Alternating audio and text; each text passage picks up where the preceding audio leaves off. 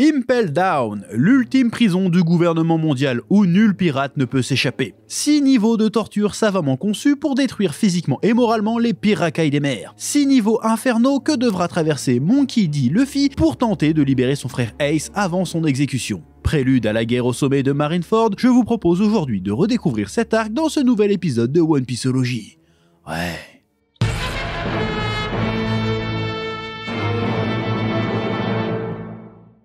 Salutations tête de nage, je suis le chef et bienvenue dans ce nouveau numéro de One Pieceology, l'émission où vous m'accompagnez durant ma relecture, ma redécouverte des arcs légendaires de One Piece. Oui, je sais, ça faisait super longtemps que vous attendez cet épisode, j'ai un peu traîné, du coup vous allez mettre des pouces bleus, le partager et faire plein de vues. Comme ça peut-être que ça fera venir le prochain plus vite, surtout que le prochain c'est un gros morceau quand même, oui. Au menu aujourd'hui, l'arc Impel Down. Il s'agit du 21e arc de One Piece qui est paru entre le chapitre 525 et le chapitre 549 que l'on peut retrouver entre les tomes 54 et 56 du manga.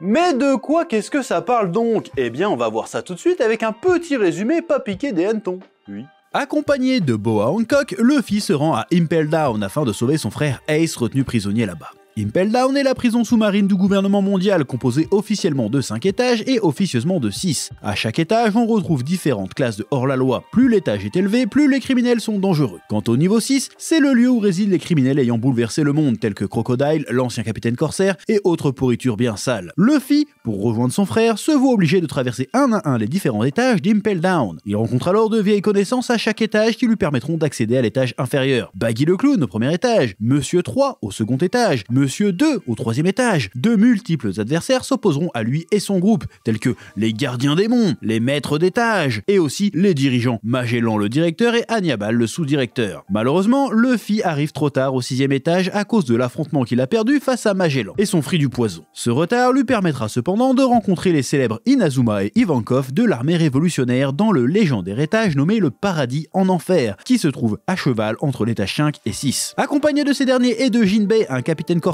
enfermé pour s'être opposé à la future guerre contre Barbe Blanche, et de Crocodile, qui est enfermé au 6e étage, Luffy décide de s'évader d'Impel Down, puis de partir en direction de Marineford pour sauver son frère et participer à la guerre au sommet entre la flotte de l'empereur Barbe Blanche et la marine. Voilà, petit résumé succinct pour que tout le monde resitue un peu les événements de l'arc. Partie 1, un huis clos carcéral. Impel Down est le second arc où l'on suit Luffy sans ses Nakama après la débâcle de l'archipel Sabaody. Là où l'arc Amazon Lily nous laissait le temps de respirer en prenant le temps de situer les autres membres de l'équipage, Impel Down se focus quasi exclusivement sur ce qui se déroule dans la prison. Et c'est plutôt pertinent parce que c'est raccord avec le genre ou le type de récit que nous propose Oda dans cet arc, un huis clos carcéral. En gros, c'est une histoire qui se déroule entre les 4 murs d'une prison. En plus d'explorer un genre différent, c'est un arc qui nous permet bien évidemment d'étendre le lore, la mythologie One Piece, en dévoilant un aspect assez mystérieux jusqu'ici, le système carcéral du gouvernement mondial.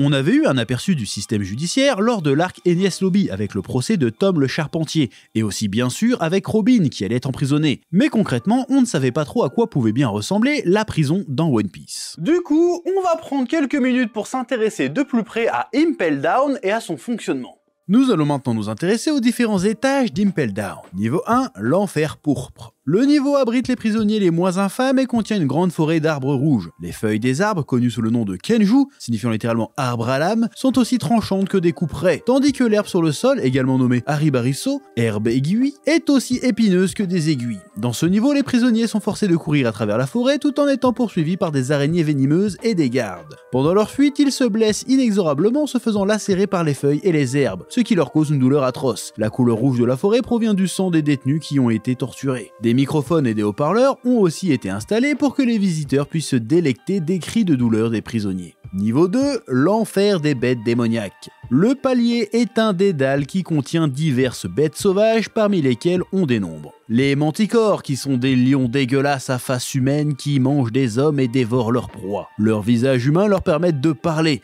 cependant ils ne peuvent qu'imiter ce qu'ils entendent comme des perroquets car ils ne comprennent pas le langage des hommes. Les paroles qu'ils prononcent proviennent de celles qu'ils ont entendues des détenus. Le basilic, qui est un espèce de giga poulet serpent méga balèze que Luffy aura du mal à battre. Et enfin, le sphinx, qui est une chimère de grande taille, ayant le corps d'un lion et le visage d'un homme, capable de parler comme les manticores en répétant des noms de nouilles ou de pâtes. Il est chargé de garder l'escalier qui mène hors du niveau. Niveau 3, l'enfer de la faim.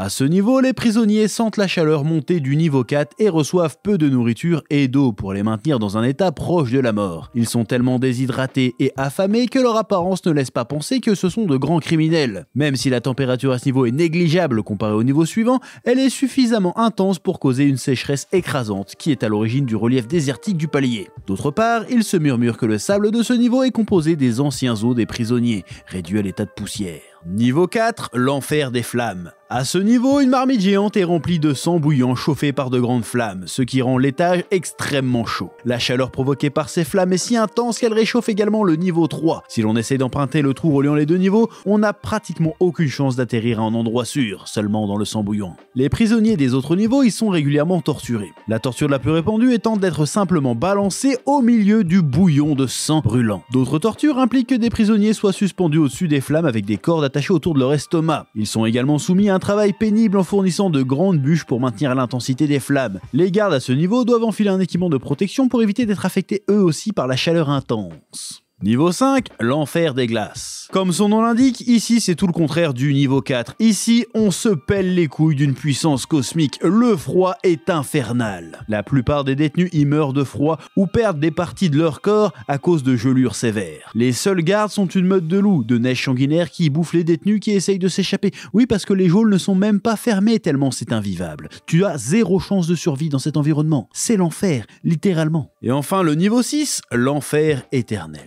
L'ultime niveau top secret d'Impel Down où sont enfermés les pirates les plus dangereux pour la stabilité du monde. Les prisonniers du 6e niveau sont condamnés à mort ou à perpétuité avec comme but premier de les effacer de l'histoire. Ils ne semblent cependant pas subir de torture de fou comme aux étages précédents. Il y a bien le Minotaure qui passe les roustés de temps en temps, mais c'est tout.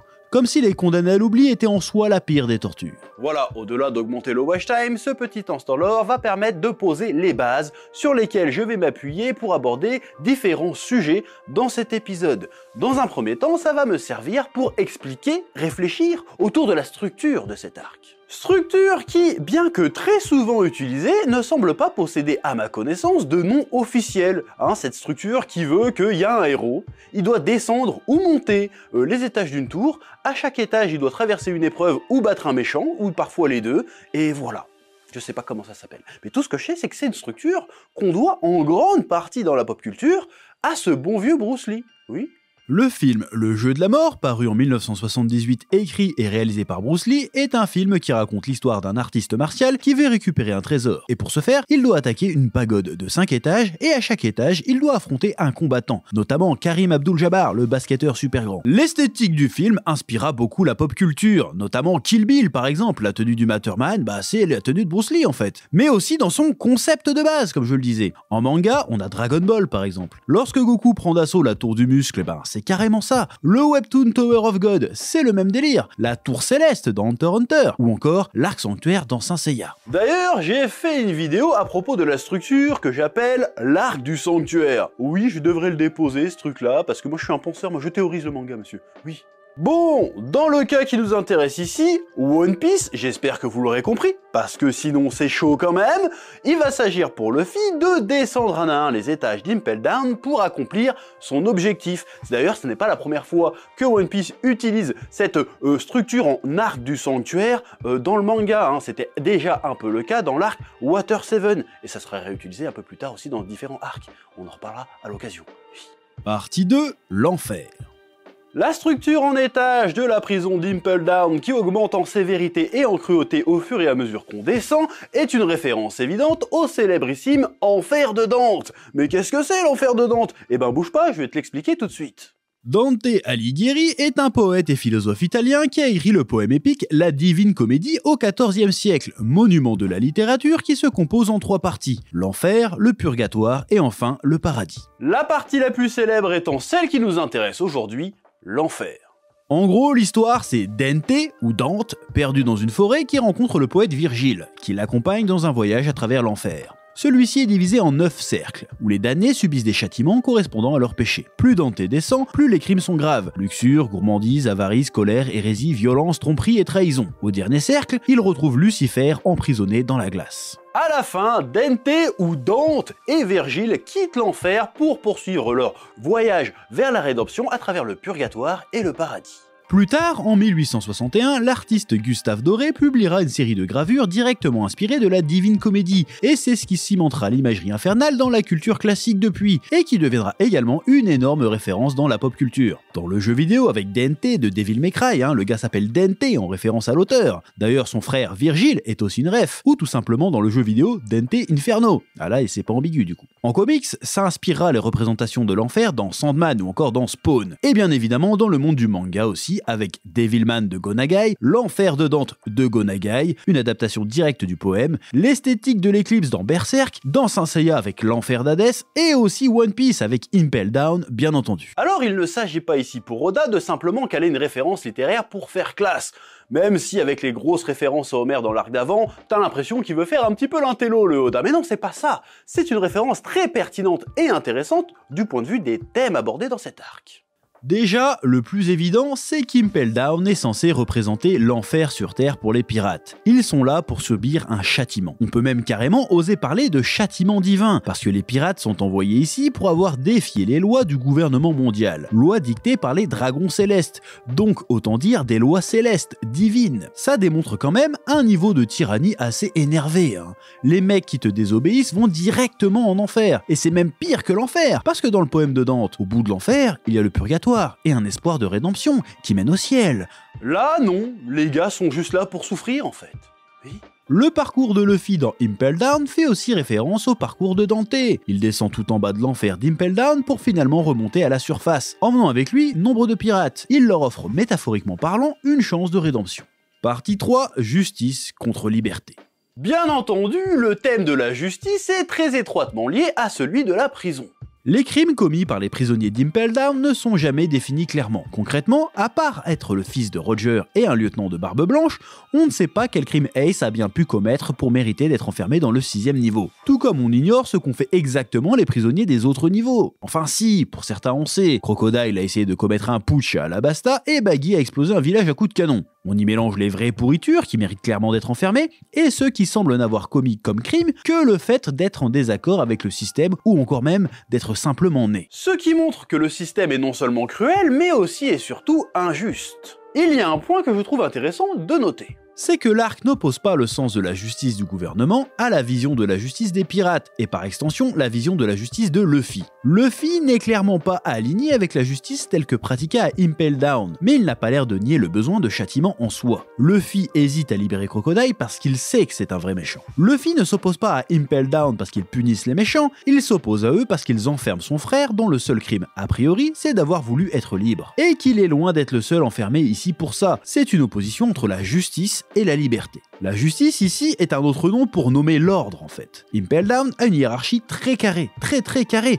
des process très élaborés, une manière très rigide de fonctionner. Peut-être même trop rigide, c'est en partie ce qui causera sa perte d'ailleurs. Car Magellan et Hannibal auront bien du mal à réagir face au chaos provoqué par Luffy, Bonclay et Ivankov qui eux, incarnant la liberté, improvisent totalement au fur et à mesure. Luffy est un personnage qui fait passer la liberté avant la justice, ce qui n'est pas forcément une position facile à tenir éthiquement. Parce que dans sa quête de suivre son désir de sauver son frère, Luffy permet aux pires saloperies du monde des pirates de sortir d'Impel Down pour potentiellement causer du tort aux innocents. Il y a une scène qui illustre très bien ça, c'est lorsque Luffy, Jinbei, Crocodile, Ivankov et les autres font face à Hannibal lors de leur fuite.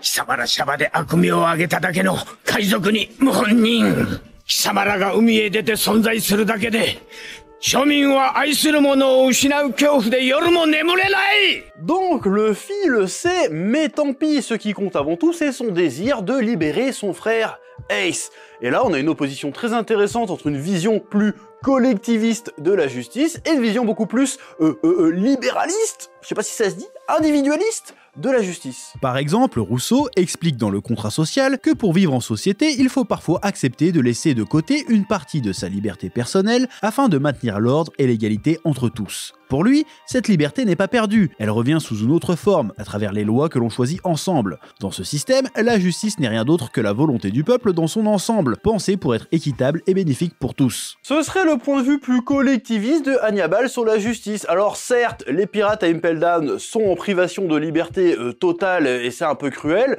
mais cette privation permet aux honnêtes gens de vivre sereinement en paix sans avoir peur de se faire attaquer par des pirates. Voilà. Alors que Luffy aurait un point de vue plus individualiste, c'est-à-dire qu'il reconnaît la justice tant qu'elle garantit sa liberté individuelle. Autrement dit, tant que je fais de mal à personne, je peux faire absolument tout ce que je veux. Sauf que dans le cas présent, Luffy, en foutant le système en l'air, va permettre à tout un tas de crapules de faire du mal. Il bafoue le droit des victimes de Crocodile à la justice et se rend responsable des prochaines victimes qu'ils feront. Et c'est intéressant parce que c'est l'une des rares fois où Luffy n'a pas forcément la position la plus morale. Il fait passer sa liberté personnelle avant celle des autres. Alors oui, Impel Down est une prison aux conditions d'enfermement complètement inhumaines et cruelles. Oui, mais ça permet quand même de protéger le monde extérieur de nombreux dangers. Alors est-ce que ça les rend bons pour autant? Je sais pas.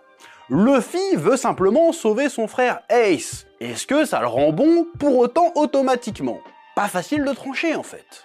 Finalement, c'est Marshall D. Teach aka Barbe Noire qui va trancher la question. Il dira « La justice n'est qu'une question de point de vue ». Partie 4, Luffy contre Barbe Noire. C'est avec l'apparition de Teach à Impel Down que nous avons le premier véritable face-à-face entre lui et Monkey D. Luffy. Teach lui apprend que c'est lui qui a capturé Ace et que si Ace ne l'avait pas attaqué, il s'en serait pris directement à Luffy, donnant à ce dernier une raison de le voir comme un ennemi. C'est une scène qu'il faut selon moi mettre en parallèle avec leur toute première rencontre sur Jaya. Oda nous indiquait déjà qu'ils étaient opposés. Il nous l'a montré habilement et de façon assez comique avec leurs préférences culinaires dans le bar à Jaya, mais il nous a aussi montré une chose très importante. Lorsque Luffy et Zoro se font tabasser par Bellamy et ses hommes, Teach sortira un monologue très évocateur. Jamais les hommes ne renonceront à leurs rêves. Ils partagent le même rêve que Luffy.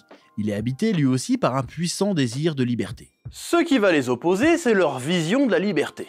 Barbe Noire est prêt à trahir, tuer, voler pour réaliser son rêve, alors que Luffy est prêt à tout, sauf à trahir son code moral. C'est vraiment très original de voir le rival du héros évoluer en parallèle du héros, mais complètement dans l'ombre. D'ailleurs, à l'occasion de cette rencontre, nous apprendrons que Teach a pu grimper aussi vite grâce aux accomplissements de Luffy. Si Luffy n'avait pas vaincu Crocodile, il n'aurait pas pu devenir un grand corsaire, etc.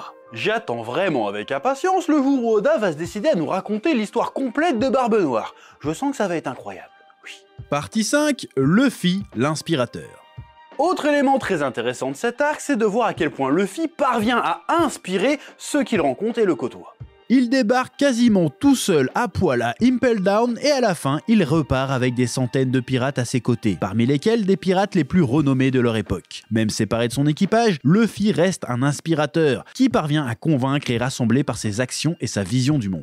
Certes, comme on l'a vu plus tôt, il permet quand même de libérer des individus assez dangereux, mais tu sens quand même qu'à son contact, il tend un peu plus vers le bien.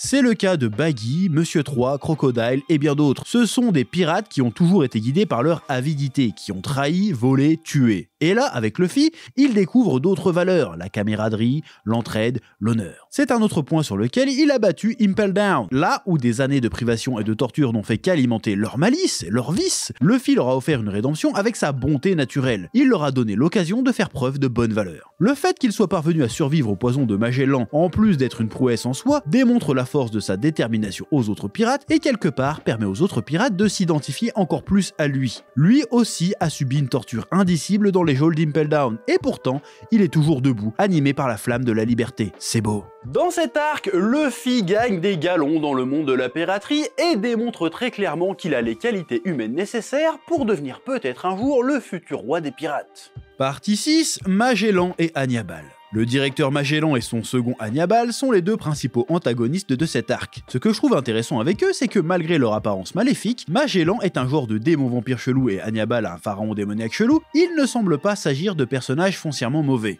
On l'a vu tout à l'heure avec le combat d'Hannibal avec Luffy, ce sont des personnages convaincus de faire le bien et de protéger les honnêtes gens. Il y a un gros décalage avec la terreur qu'inspire Magellan au prisonnier, avec son apparence et ses pouvoirs cheatés de ouf, et son caractère désinvolte et déconneur avec son personnel. Au départ, j'ai pensé que c'était un des défauts de l'arc, que le côté sadique et cruel et infernal soit un petit peu trop compensé par ses notes d'humour. Mais après réflexion, en fait, c'est plutôt pertinent.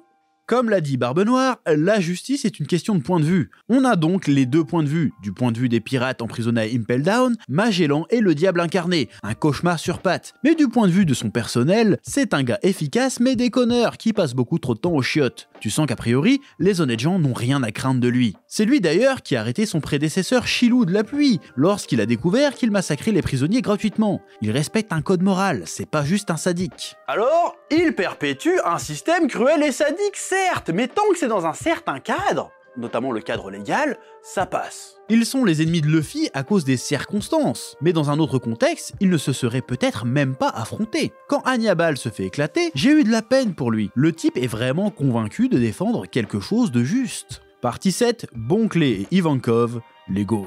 Impel Down, c'est aussi la révélation de deux personnages que je trouve géniaux, Ivankov et Bonclé. Alors, Bonclé, Monsieur Tout, ou encore Betham, est un ancien du Baroque Works que nous avons déjà croisé lors de l'arc Alabasta. Ce dernier, malgré un duel épiquement loufoque face à Sanji, était quand même devenu très ami avec Luffy. Il est même allé jusqu'à couvrir leur fuite face à la marine à la fin de l'arc. Il s'agit d'un Okama, un travelo japonais. Je pense qu'ici on parlerait plutôt de drag queen. Oui.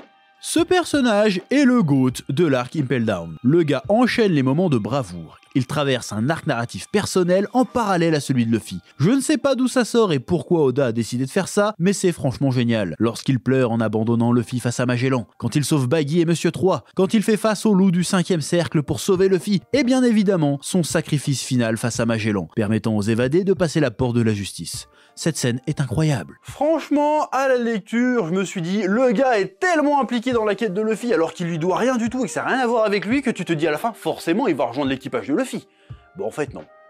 Ensuite, nous avons un autre Okama, la reine des Okama. Ivankov, maître de Newcomerland, l'espace caché entre le 5e et 6e niveau d'Impel Down. J'aime bien Ivankov, parce que non seulement ce n'est pas un pirate, mais un révolutionnaire, meilleur ami de dragon, donc le gars sait des choses, il a une certaine expérience, ou une certaine sagesse qui aborde beaucoup à Luffy et à sa tentative d'évasion, mais j'aime surtout l'idée derrière le personnage. Le gars est un révolutionnaire, quelqu'un qui se bat pour la liberté, et il l'incarne d'une manière assez excentrique. Luffy l'incarne en envoyant bouler les règles et en avançant toujours tout droit vers son but. Ivankov l'incarne en faisant fi de toutes les barrières, ou presque. Il est à la fois homme et femme, il est libre de la barrière du genre. Il dirige Newcomerland, qui est un bout de paradis au milieu de l'enfer d'Impel Down. Il se tient donc à la frontière de l'emprisonnement et de la liberté. En plus de s'être rebellé contre le gouvernement mondial, lui et Bonclé sont un petit peu des marginaux par essence, et t'as un petit peu l'impression à la lecture que le système les punit aussi pour ça. Et Ivankov parvient malgré son apparence un peu grotesque, avec sa grosse tête et son look inspiré par le Rocky Horror Show, il arrive quand même à être super charismatique et sort un des monologues les plus énervés de One Piece jusqu'à présent.